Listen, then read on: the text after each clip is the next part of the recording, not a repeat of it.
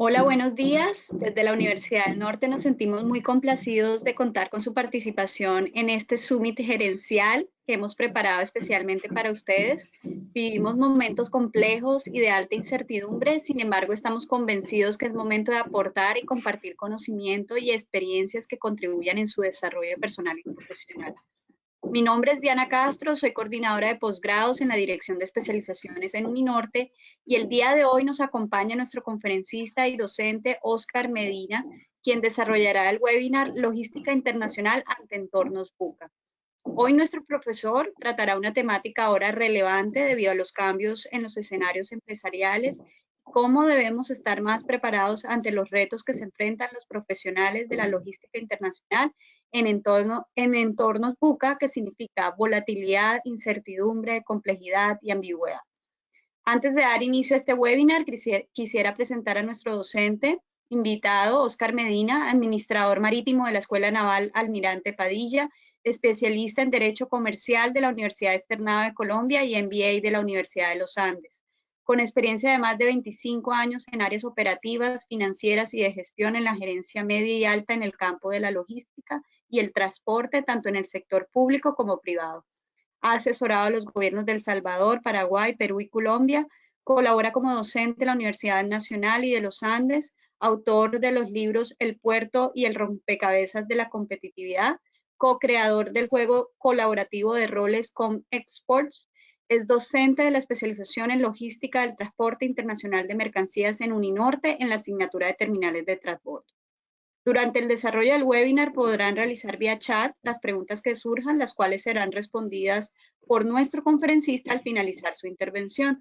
Para dar paso a nuestro invitado, le recordamos que este webinar es presentado por el Programa de Especialización en Logística del Transporte Internacional de Mercancías y si requiere más información, puede comunicarse con los datos que se encuentran en la pantalla y al finalizar el webinar se tendrá un espacio para aclarar dudas del programa.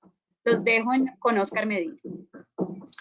Bueno, buenos días a todos. Espero que me estén escuchando. Quisiera tener como una confirmación, pero creo que está saliendo bien aquí el sonido. Sí, perfecto, profesor. Perfecto. Les agradezco mucho la asistencia a todos.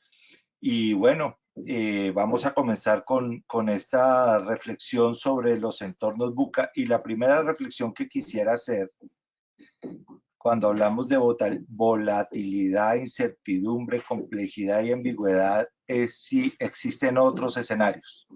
Si existen otros escenarios en logística. Esa es como la primera reflexión. Entonces, lo primero que vamos a hacer es, vamos a hacer como un recorrido de qué es esto de BUCA, como una fundamentación de la teoría de BUCA. Y este aspecto de BUCA empieza en lo militar. Era una forma de analizar escenarios para operaciones militares. Entonces, en esa forma, en esa metodología para analizar escenarios en operaciones militares, perdón, yo estoy compartiendo pantalla, a ver, ya, listo. En esos escenarios, en ese análisis de escenarios, esa metodología de escenarios para analizar operaciones militares, entonces hacíamos, digamos, como una matriz en donde en el eje de las Y teníamos la posibilidad de predecir, o sea, la capacidad de predecir. ¿Qué posibilidad teníamos de mirar el futuro? ¿Cómo iba a desarrollarse esa operación? Y en el eje de las X teníamos el conocimiento real que teníamos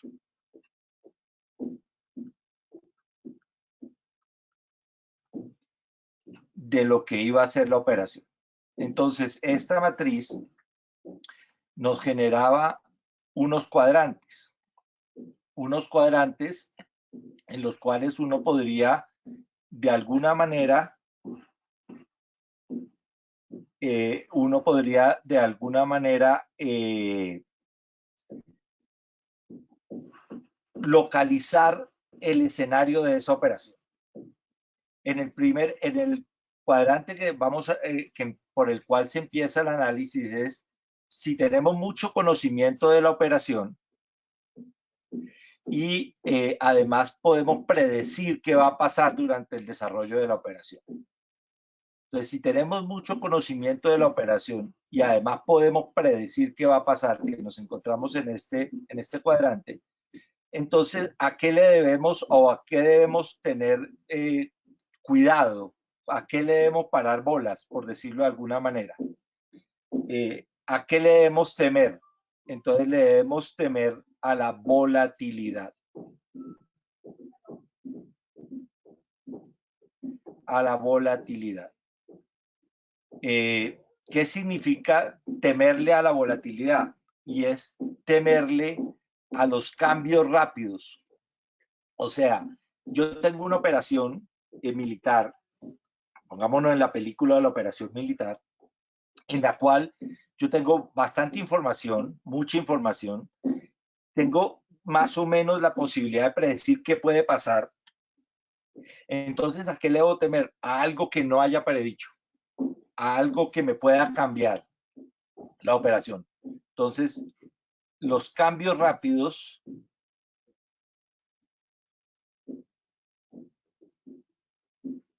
es como el elemento central de eso. Entonces, ¿qué me decía en un escenario en donde yo tenía mucha capacidad de predecir y mucho conocimiento y que le tenía que tener los cambios rápidos, que tenía que tener una visión, o sea, tener claridad de a qué voy a la misión? ¿Cuál era esa misión? Tener una absoluta claridad, una absoluta visión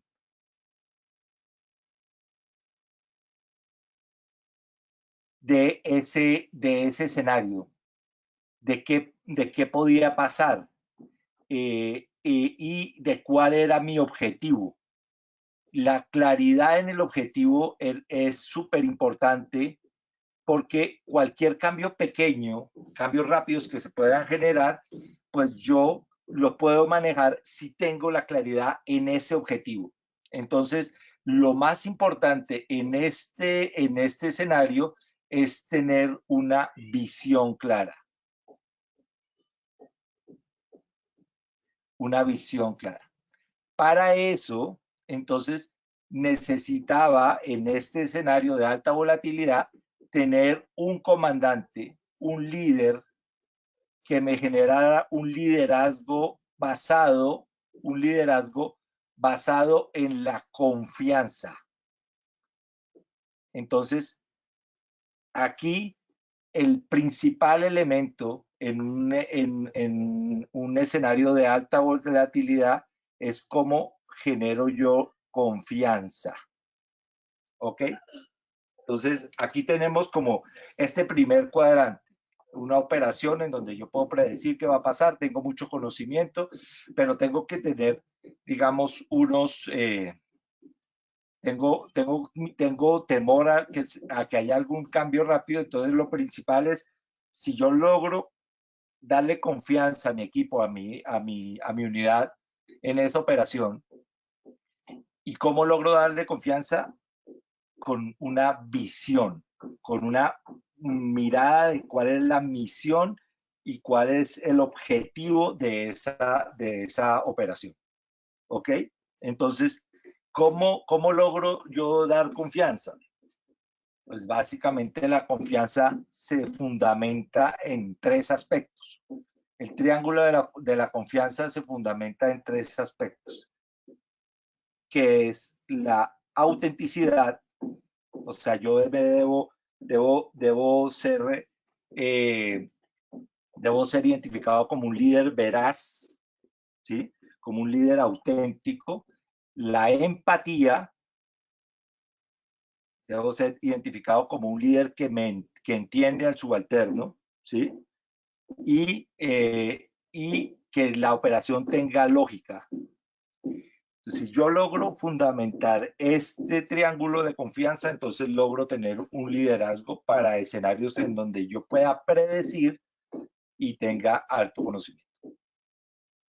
En el otro cuadrante, este cuadrante que estoy señalando acá, estamos hablando de escenarios en donde el conocimiento es mucho, pero no tengo mucha capacidad de predecir qué puede pasar. O sea, conozco el escenario de la operación, pero no puedo predecir qué puede pasar.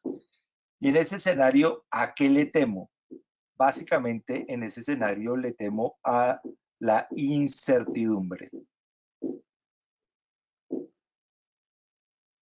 a no tener certezas, a no tener claridad sobre la realidad que va a pasar. Entonces, no sé cuáles vayan a ser los cambios. No tengo idea de cuáles vayan a ser los cambios. Ahí es donde se me desarrolla, digamos, toda el gran inconveniente. No sé bien cómo se van a desarrollar esos cambios. Entonces tengo que pensar mucho, tengo que ponerme a hacer muchos escenarios, a analizar mucho, a poner a trabajar la materia gris, ¿sí? A poner a trabajar este elemento fundamental que nos ha dado la evolución, que es esta máquina de simular que tenemos sobre los hombros, sobre el cuello, y tenemos que empezar a revisar qué puede pasar en ese escenario en donde yo tengo mucha incertidumbre. Entonces necesito, más que una visión, como necesitaba acá, necesito es análisis. Necesito analizar permanentemente, ¿sí? Y ese análisis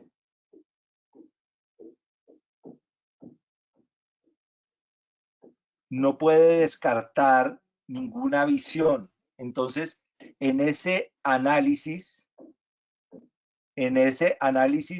yo necesito un liderazgo basado en la empatía, en un liderazgo incluyente, que incluya todas las visiones, porque en alguna de esas visiones me va a pasar, porque no sé o sea, tengo que poner a la gente a lo que llamamos las lluvias de ideas. Entonces tengo que ser muy incluyente para no descartar y para poder estimular que el personal desarrolle posibles escenarios. Entonces ya vamos en la BU. Vamos a ver qué completa este concepto de buca. Vamos a pasar a este cuadrante. Entonces, de alguna manera no tengo mucha información, pero creo poder predecir con alguna certeza lo que pasa. ¿Cuándo pasa eso? Es cuando los escenarios son complejos, hay una multicausalidad y entonces nos encontramos frente a escenarios complejos, a operaciones complejas. Yo tengo un personal bien entrenado, puedo de alguna manera saber tener el conocimiento de lo que puede pasar, muy, digamos, con limitaciones, y puedo predecir cómo se van a comportar, digamos, mis coequiperos en esta operación. Estos escenarios se caracterizan por la multicausalidad. O sea, no hay una causa, sino son varias causas. ¿Ok? En este escenario, lo que requiero es, para poder enfrentar un escenario de estos, lo que requiero es tener algo de claridad, tener la posibilidad de tener ideas claras, ¿sí? De que se me prenda el bombillo. Entonces, ahí requiero un líder,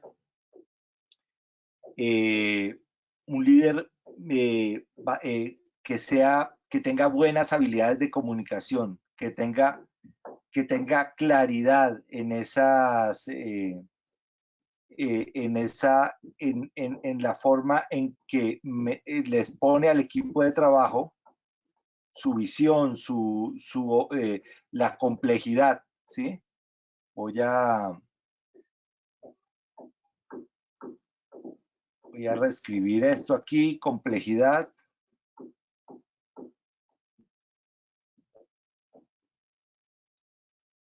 Ok. Entonces ahí requiero un líder que me ilumine, que tenga la claridad para capacidad de comunicación para explicar en qué escenario nos estamos enfrentando. Y este líder, entonces, tiene que tener una característica bien importante, que es que tiene que ser muy directo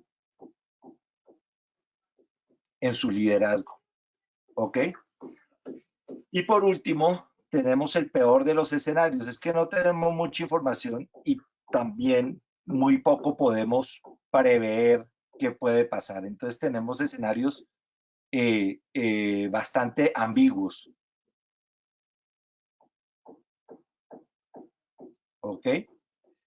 Escenarios en donde no tenemos muy clara la relación de causalidad.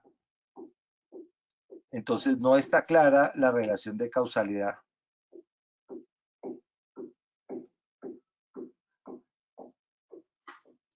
Y tenemos que aclararla. ¿Ok? En esos escenarios en donde no está clara la relación de causalidad, el elemento fundamental del liderazgo es que tiene que ser un liderazgo muy ágil, ¿sí? Un liderazgo que logre de alguna manera adaptarse rápidamente a las necesidades de una operación o de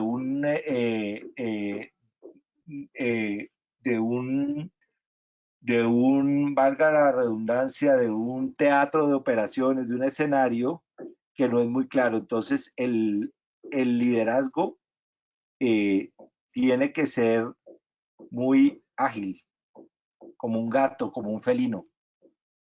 Tiene que cambiar rápidamente, tomar decisiones muy rápidamente. Entonces aquí la agilidad es un elemento fundamental. Pero esa agilidad tiene que ser asertiva. Entonces necesitamos una persona que se acomode rápido a las necesidades de una operación, de una situación que es ambigua, pero que se acomode en forma asertiva, porque aquí, digamos, el tema del error no nos da mal. Entonces, esta era la teoría, pero como les estaba contando, esta teoría está basada en situaciones particulares, específicas, ¿sí? Entonces, esta teoría de planificación de operaciones militares, llega ahora porque consideramos que los entornos ahora son volátiles, tienen incertidumbre, son complejos y son ambiguos. Entonces, lo que estamos haciendo es que esta forma de planificar operaciones específicas la estamos trayendo al día a día, porque todos los días nos enfrentamos con decisiones que son volátiles o decisiones que están en el rango de la incertidumbre o decisiones están en el rango de la complejidad, y lo que tratamos es de traer esta teoría a las teorías de administración modernas y pensar qué pasa en estos escenarios que tienen todas las características de operaciones específicas. Entonces, la pregunta que yo hacía al principio es si existen otros escenarios. Y la respuesta mía es que yo creo que no existen otros escenarios. Yo creo que hay una falsa ilusión de la planeación, una sobrevaloración de la planeación que nos ha llevado a decir que de alguna manera teníamos escenarios que podíamos controlar. Se dice, esta es una de mis frases favoritas, que se escribe más ficción en Excel que en Word, ¿sí? Entonces resulta que con la aparición de las tablas de datos a principios de los 90 y con la posibilidad de que todo el mundo pueda proyectar un negocio, entonces empezamos a escribir ficción en tablas de datos. Y empezamos a asegurarnos un éxito en las tablas de datos. En Excel todo es factible, en Excel todo es viable, en Excel todo negocio es exitoso. Y creímos que al modelar, y entre más complejo el modelo, que tenga en cuenta riesgo país, que tenga en cuenta la volatilidad, que tenga en cuenta esto, encontrábamos las relaciones de causalidad fácilmente. Y con eso hacíamos modelos que nos permitían de alguna manera definir el futuro. Y esa falsa ilusión de tener controlado el futuro nos hacía cometer muchos errores. Nos hacía cometer muchos errores porque no nos dábamos cuenta de que el plan y el modelo debe ser referencial y no obligatorio. Y entonces, y además de eso, desconocíamos el efecto de la suerte. Entonces, de los imponderables, de lo probable. Entonces, la siguiente pregunta es, ¿existe la suerte? Y entonces vamos a definir, lo primero que vamos a hacer es definir la suerte. Es el encadenamiento de sucesos considerado como fortuito o casual. Es la circunstancia de ser de mera casualidad, favorable o adverso. Entonces, los fanáticos de la planeación sostienen, que es que la suerte es que se planeó mal, que no se tuvo en cuenta todas las variables. Yo voy a traer a colación una cita de Nicolás Nassim Taleb. Es tal vez es un matemático del Medio Oriente, basa su desarrollo profesional en el tema de la probabilidad, y Nassim Taleb tiene una frase que dice: el éxito moderado se puede explicar por las habilidades y el trabajo, pero un éxito enorme, así como el fracaso, solo es atribuible a la suerte. Y en este aspecto tenemos que, no es que nos vamos a entregar a la suerte, ese no es el sentido de la frase, es que sepamos ser humildes para entender que nuestro éxito no depende solo de nuestro trabajo y nuestras habilidades, sino que hay unos imponderables que podemos identificarlos o no identificarlos, y eso. Pero esa humildad para aceptar el éxito también nos debe servir para aceptar el fracaso y ser más tolerables al fracaso. Hay muchas cosas que no están bajo nuestro control. Entonces, la probabilidad de que sucedan las cosas depende mucho de la suerte.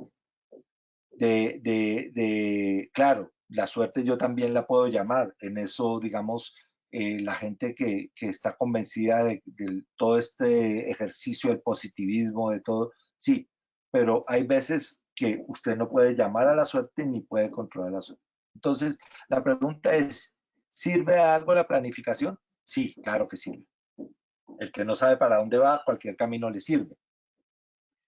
Entonces, ¿cómo deben ser los planes? Primero, hagamos planes a 20, 30 años, porque los planes a 20, 30 años, digamos, son muy difíciles de hacer bien. Entonces, en ese sentido, tengamos en cuenta que los planes tienen que ser adaptables y moldeables. O sea, no necesito una persona que sepa hacer planes muy bien, sino necesito una persona que sepa salirse del plan en algún momento. ¿Ok? Los planes tienen que poder en forma rápida abrazar los cambios. Sobre todo tienen que ser muy simples. Pero ojo, aquí hay una cosa importantísima y es la necesidad de desarrollar la intuición. O sea, desarrollar esa forma de oír nuestro inconsciente. Y ahorita más adelante vamos a desarrollar un poquito de eso del inconsciente. Porque, digamos, la suerte y la manera de desarrollar el inconsciente es con el constante trabajo, con el trabajar constante en el mejoramiento continuo, en la visión crítica de la realidad, en no en pegarse al plan, sino en tener un plan, pero estar mirando en la realidad todo esto que hablábamos de un escenario volátil, de incertidumbre, de todo esto, tenemos que tener un poco de desarrollar la intuición, esa visión que nos permite tomar las decisiones correctas. Entendiendo que esas decisiones a veces no van a ser correctas y que vamos a tener que tener tolerancia al fracaso. Yo no sé si por cuestión de tiempo les voy a dejar de tarea que se averigüen el cuento de los príncipes de Serendipia, pero la única forma de alcanzar el trabajo, de alcanzar la serendipia, o sea, esa suerte, esa casualidad en la cual usted responde certeramente a algo que usted no tiene, es con trabajo. El trabajo nos da esa posibilidad de alcanzar esa serendipia. Ahora,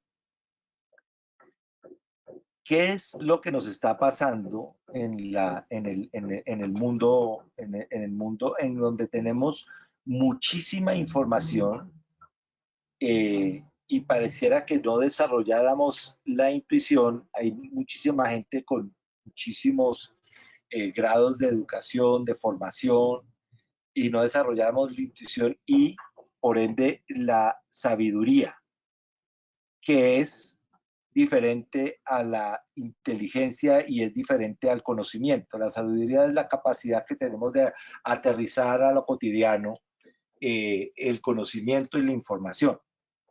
Y ahí quiero detenerme un segundito a contar una anécdota que leí en algún libro. Hay un premio Nobel de Economía por allá en los años 90, había recibido el premio Nobel por sus estudios sobre las decisiones económicas. Al recibir el premio Nobel, recibió dos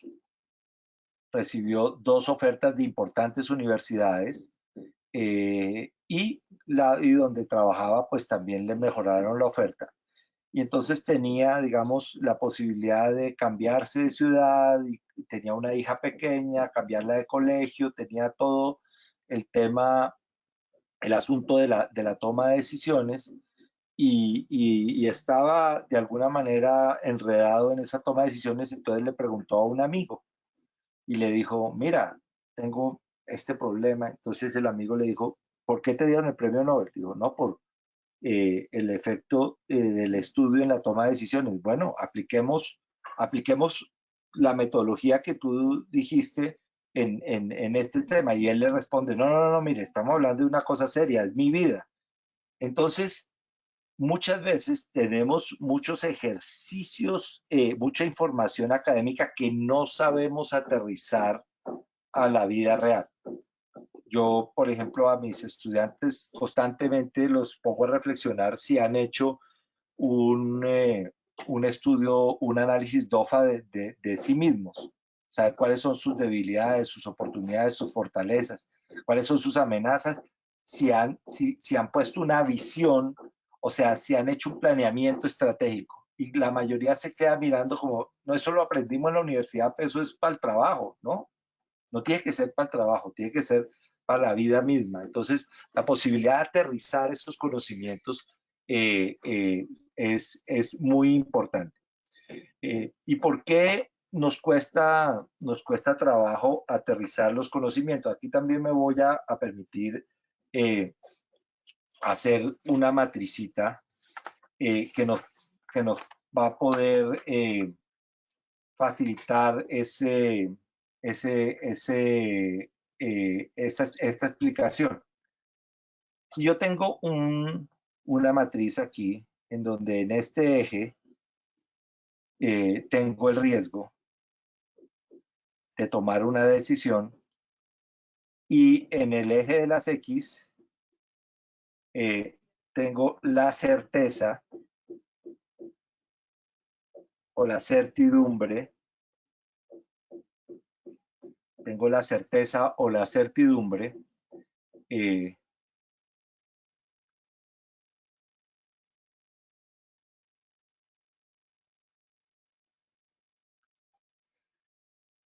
entonces, cuando yo voy a tomar una decisión, en la medida en que yo disminuyo el riesgo, en la medida en que yo quiero disminuir el riesgo, yo tengo que tener más certeza, digamos, quiero tener más certeza, entonces aquí hay una relación, nunca voy a tener la certeza completa, ¿sí? Entonces yo, para tomar una decisión, tengo que aumentar la certeza, y al aumentar la certeza me disminuye el riesgo. Vamos a hacer un eje auxiliar aquí, que es el de los costos de tomar esta decisión. Uy, perdón. ¿Okay? El de los costos de tomar esta decisión. Si yo quiero aumentar la certeza, pues tengo que hacer estudios y voy aumentando el costo. Y muchas veces en la administración pública nos pasa que queremos tener todas las certezas para disminuir el riesgo, y entonces empezamos a hacer estudios. Dicen que el río Magdalena y el metro Bogotá es de los que tienen más estudios que la propiedad de la sábila. Y entonces nos vemos, digamos, que en la inmovilidad en la toma de decisiones. Pero si ustedes juntan ambas curvas, van a encontrar una curva de eficiencia, que es esta curva, en donde en este punto es donde yo tengo que tomar la decisión. Y tengo que ser consciente, ¿sí? Tengo que ser consciente de que puedo seguir incrementando los costos para disminuir el riesgo, pero no voy a ser eficiente. O sea, la decisión eficiencia, la acción eficiente la tengo que tomar acá, en este punto. Si yo soy consciente de eso, que nunca voy a tener toda la información para disminuir los riesgos y que voy a tener un nivel de riesgo, entonces yo tengo que ser de alguna manera tolerante conmigo mismo con respecto y con los demás con respecto a esas decisiones. O sea, tengo que tener claridad de que nos podemos equivocar, ¿sí? Porque si no, vamos a entrar a la inacción a esperar si todo lo tengo claro. Tengo que ser empático, porque así como me equivoco yo, se pueden equivocar los otros, ¿ok? Tengo que ser tenaz para mantenerme hasta determinado punto. Acuérdense que la diferencia entre la tenacidad y la terquedad es el éxito, ¿sí? Entonces, de alguna manera, la tenacidad, o sea, mantenerme en un curso de acción, haciendo cambios, ajustando, eh, eh, se diferencia de la terquedad en que el terco no hace los cambios, sino se mantiene en el curso de acción, ¿sí? Y tengo que saber adaptarme.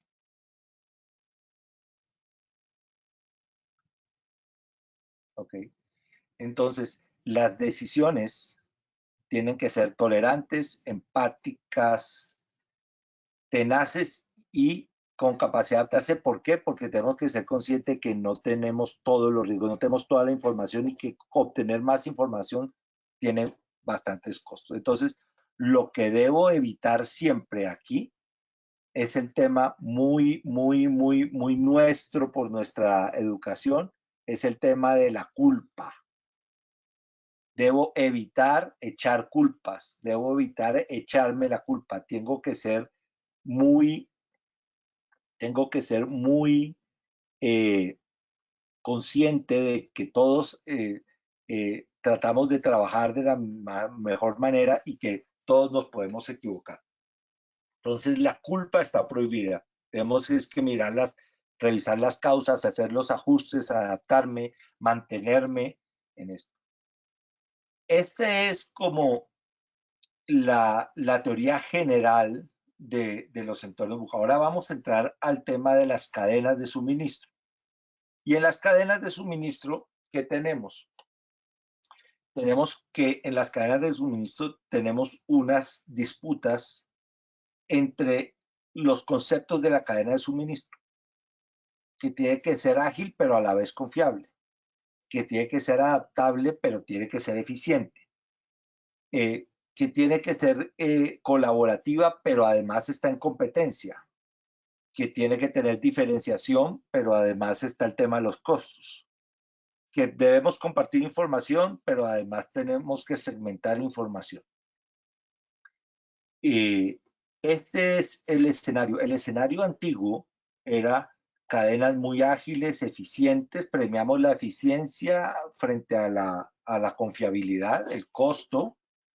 Estábamos en escenarios de competencia, pero ahora después, porque digamos la claridad es que no vamos a estar en escenarios post-COVID, sino tenemos que acostumbrarnos a vivir con el COVID, ¿sí? Y en esos escenarios con COVID, no más que post-COVID, entonces tenemos que mirar a ver cómo nos adaptamos a, a estas nuevas necesidades, la confiabilidad, la adaptabilidad, la colaboración, la diferenciación y el compartir información. Y ahí la clave es que converge en esta época como en muchos momentos de la historia convergen muchas cosas. Digamos, la fibra óptica, el computador personal, la revolución de las comunicaciones y el Internet convergieron en el año 89 con la caída del muro de Berlín y la entrada del modelo capitalista en forma global. Hoy converge esta crisis del COVID converge con una crisis también del modelo capitalista, converge también con la cuarta revolución industrial basada en una gran disponibilidad de datos, una gran disponibilidad de herramientas para procesar esos datos, una posibilidad enorme de comunicación, una seguridad. Entonces, todo ese tema de la cuarta revolución industrial es el que nos va a permitir que estos elementos que antes eran un intercambio entre adaptabilidad y eficiencia, hoy podamos de alguna manera alinearlos y coordinarlos y armonizarlos. O sea, que la cuarta revolución industrial, el momento crítico nos trae el problema, pero nos trae también la respuesta. Entonces yo quiero volver aquí con la matriz que habíamos hecho BUCA, ¿sí? Yo quiero volver aquí con la matriz BUCA, pero quiero hacerle una adaptación a esa matriz. Yo quiero hacer una adaptación a esa matriz. Entonces, nuevamente, tenemos esos escenarios en donde nos habíamos hablado y qué es, digamos, cómo tenemos que adecuar nuestra logística, cómo tenemos que adecuar nuestra gestión de la cadena de suministros a estos escenarios. Entonces, lo primero es el tema de la visión. Tenemos que tener una visión clara. Tenemos que plantearnos qué es, digamos, cómo será el futuro de los negocios. Pero ahí entonces, en esta visión que tenemos que tener como administradores clara, es importante que tengamos en cuenta que esa mirada que tenemos del futuro hacia el futuro, esa mirada amplia que debemos tener hacia el futuro, tiene lo primero un futuro posible. De ese futuro posible, tenemos que decantar un futuro plausible, o sea, de lo que puede pasar a lo que quisiéramos que pasara o a lo que no nos incomodaría que pasara. Entonces, posible, plausible,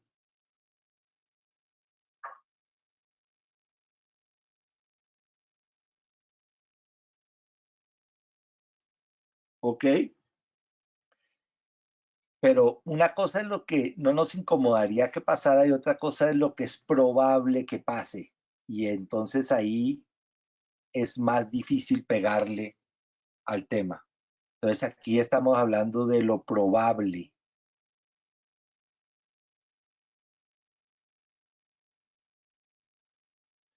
¿Ok?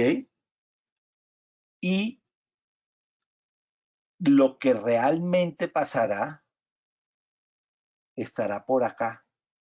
Y es bien difícil porque nuestra información a fecha de hoy y con dificultad nos permite. Entonces, cuando planteamos una visión que tiene un componente de lo posible, de lo plausible, de lo probable, y a veces le podemos, se dice vulgarmente, pegar al perro y entender y pegarle a lo que realmente va a pasar, ¿sí? Pero a veces no. Entonces, esta visión tenemos que tener clara que está muy afectada por esa incapacidad que tenemos de ver el futuro. Uno de los elementos que ha atormentado a la humanidad en la historia es la posibilidad de predecir el futuro. Por eso el oráculo de Delfos, por eso las brujas, por eso. Y nuestra capacidad de leer el pasado nos limita la comprensión de nuestras verdaderas de nuestras verdaderas restricciones para ver el futuro. O sea, leemos el pasado con mucha facilidad, pero el futuro creemos que lo leemos con esa misma facilidad y que nos planteamos escenarios futuros. Entonces, lo primero es entender que no somos buenos para plantear visiones, ¿sí? Eso es lo primero. Entonces, que de lo posible, lo probable, lo plausible, lo probable y lo que realmente pasará nos cuesta mucho trabajo. En la medida en que seamos conscientes de eso,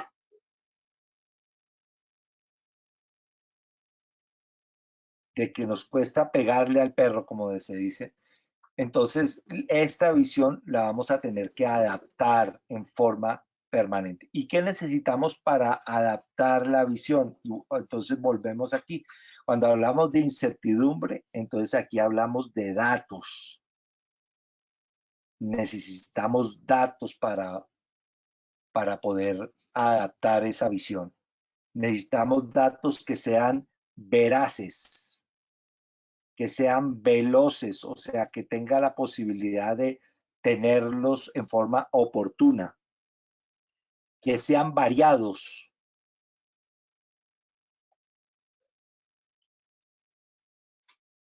que tengan el volumen que me permita tener una muestra representativa importante para poder tomar decisiones y que tengan valor. ¿Ok? Esto, como les digo, tenemos unas necesidades, pero también tenemos unas soluciones. Esto hoy nos los da lo que llamamos el Big Data, el procesamiento veloz de datos verídicos, variados, en gran volumen y que nos representen un valor.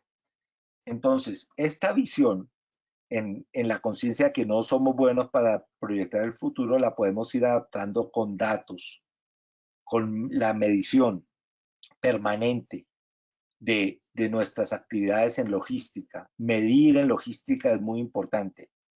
Entonces, ahí vamos a empezar a adaptar esa visión, que es muy importante. Yuval Harari nos habla de la importancia del relato en la historia. Los seres humanos, este animal,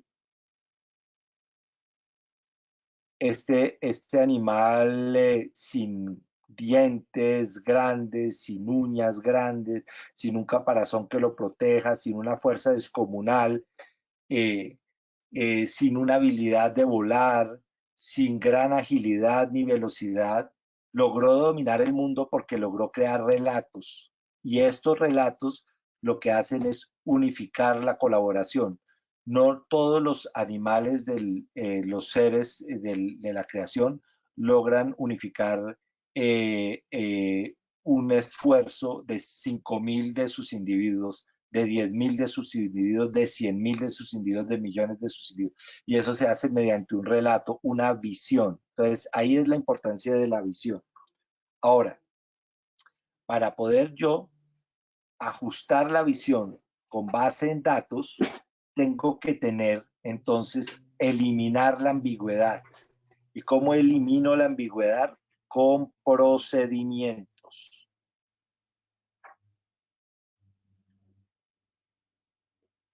Procedimientos que me digan quién es el responsable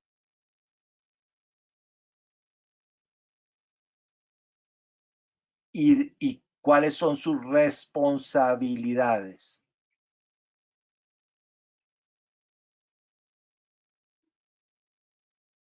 Entonces, en procedimientos R al cuadrado, responsable y responsabilidades, porque si yo tengo procedimientos que me determinan quiénes son los responsables y cuáles son sus responsabilidades, yo puedo medir y con esa medición yo puedo ajustar la visión, ¿ok? Y por último y no menos importante, tengo que tener claro que no debo desperdiciar, no hay oportunidad de desperdicio, no al desperdicio.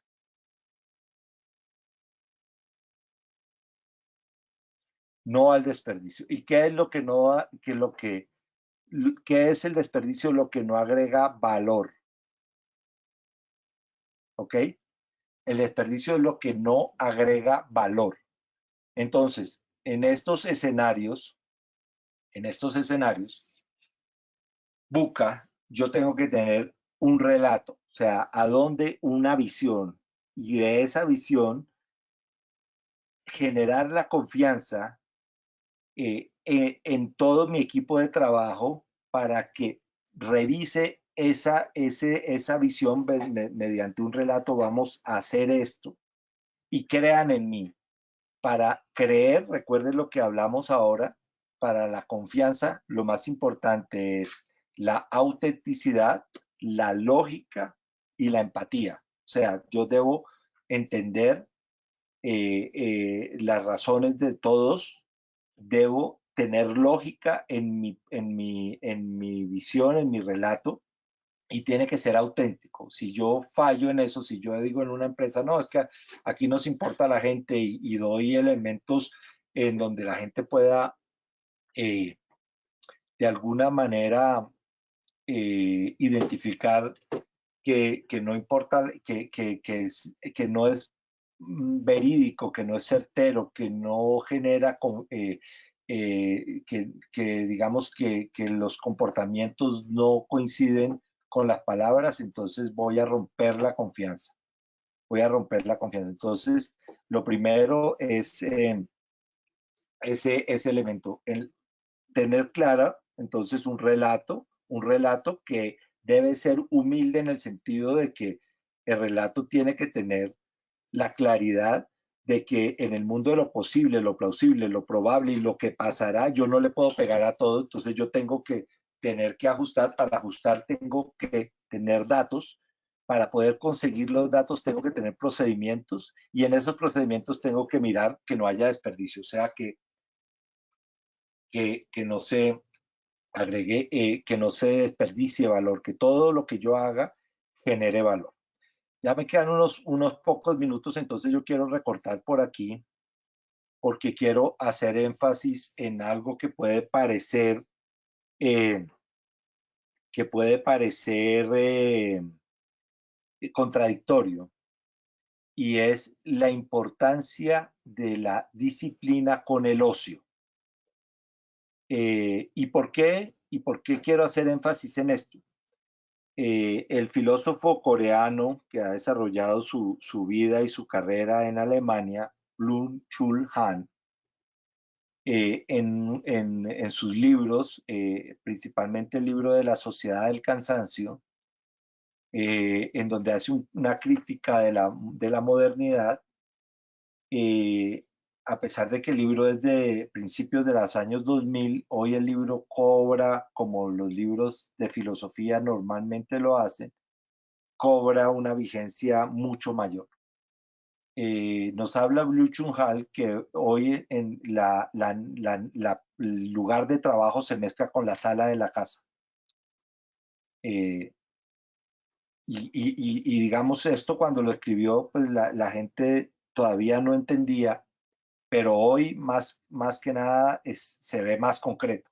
¿Sí? Yo estoy aquí desde mi casa en Bogotá hablándoles a ustedes, y aquí está mi hijo de tercero de primaria a mi lado, y el de quinto de primaria allá, abajo, y mi señora trabajando también. Entonces, en esta mezcla entre trabajo y descanso, hay que ser muy disciplinado con el ocio. ¿Y por qué hay que ser muy disciplinado con el ocio? Me permito estos últimos minutos en explicar por qué. Porque resulta que nuestro cerebro es un cerebro que se va construyendo por capas. En el fondo, en la base del cerebro, tenemos el cerebro reptiliano. Este cerebro reptiliano responde a instintos, es el que nos permitió sobrevivir y seguir construyendo partes del cerebro encima, ¿sí? Es el cerebro que tienen los reptiles. El reptil no piensa, el reptil simplemente eh, eh,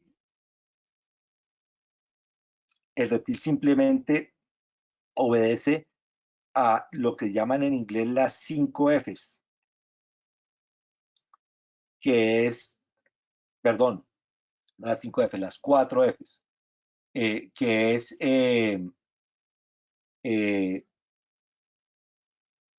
es volar o huir, pelear o fight, quedarse quieto para evitar, digamos, confundir al enemigo. Entonces usted se queda quieto, usted combate, usted huye o usted se procrea. Esas son las, digamos, las respuestas instintivas. Pelear, congelarse, volar, evitarlo, o reproducirse. Sobre esa base del cerebro reptiliano que nosotros aún conservamos, entonces se encuentra el cerebro límbico o sensorial, y ahí es donde están las emociones. Entonces aquí están las emociones, y con las emociones están los recuerdos. Yo no sé si ustedes recuerdan una película muy bonita que se llama Intensamente, en la cual explican de alguna manera esto y muestran que los recuerdos están ligados a alguna experiencia que implica sentimientos. Por eso, digamos, la dificultad del aprendizaje ahora remoto, en el sentido de que ese aprendizaje remoto dificulta la construcción de sentimientos entre el tutor y el aprendiz, ¿ya? Y después entonces viene lo que nos hace diferentes de las demás especies, y es la capacidad de racionar, la neocorteza, ¿sí? Esta neocorteza nos hace diferentes de las demás especies.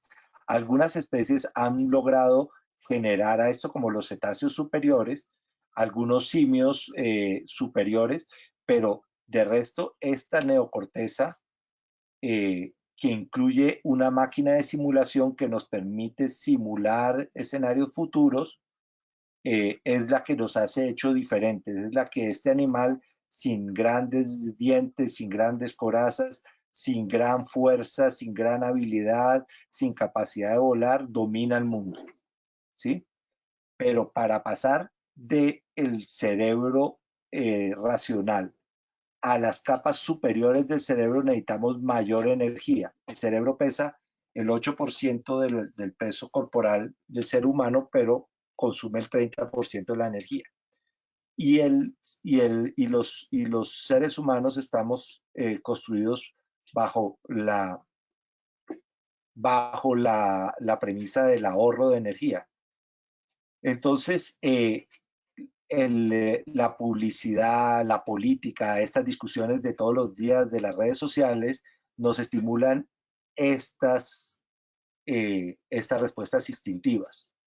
Superar esas respuestas instintivas a las sensoriales, a los sentimientos y después a lo racional nos exige más energía.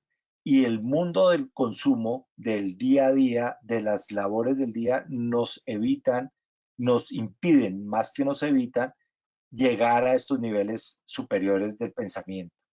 Entonces, para eso es muy importante ser disciplinados con el ocio, porque a su vez el cerebro tiene dos sistemas, un sistema consciente y un sistema inconsciente.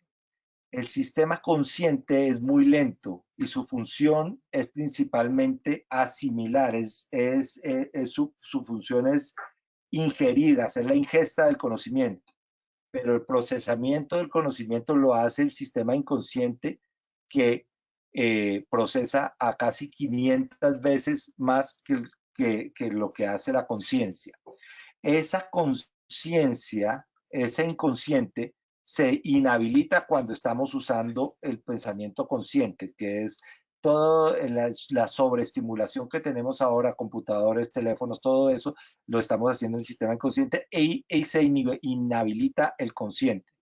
Entonces, tenemos que darle espacio para que el sistema consciente descanse y empiece a procesarse, a digerirse la información.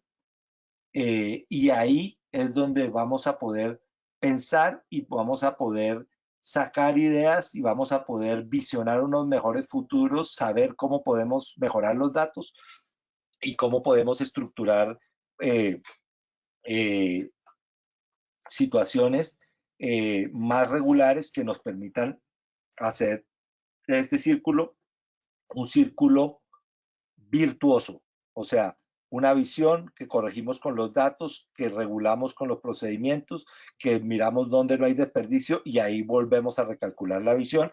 Y ya con esto quiero darle las gracias, creo que me he pasado del tiempo, quiero darle las gracias y ya termino. Muchas gracias. Muchas gracias, profesor. Creo que ha sido muy claro la explicación como en sus clases, así que fue como estar en una clase de la especialización. No hay alguna pregunta, estuve recordando pues las preguntas, no sé si en estos momentos tienen alguna pregunta para hacer, que me la hagan llegar. Les recordamos pues que este webinar fue ofrecido por la especialización en logística del transporte internacional de mercancías. El profesor pues nos acompaña siempre todos los años en dicha cátedra en terminales de transbordo. Como les digo, esto es un abrebocas de lo que pueden evidenciar y algunos de los temas que eventualmente el profesor toca dentro de su cátedra.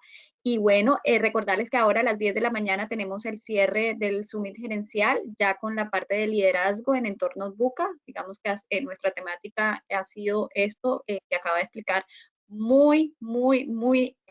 digamos, de una manera muy didáctica el profesor Oscar Medina, y ahora será con el profesor Alberto Merlano, pero a las 10 de la mañana. Y acto seguido les estoy enviando a través del chat un link de Meet donde me conectaré si tienen algunas dudas del programa, de la especialización en logística internacional de mercancías que quieran aclarar conmigo. Y bueno, estaremos atentos y bueno, darle las gracias nuevamente, profesor, por este espacio y a los participantes. Hasta el momento, pues no me llegó ninguna pregunta, creo que todo quedó bastante claro. Muchas gracias, profesor. No, Diana, a ti mil gracias y a la universidad mil gracias y bueno, nos estamos viendo en un mes en la clase de puertos de transbordo con los muchachos de la especialización. Mil gracias, Diana. Un abrazo. Lo mismo.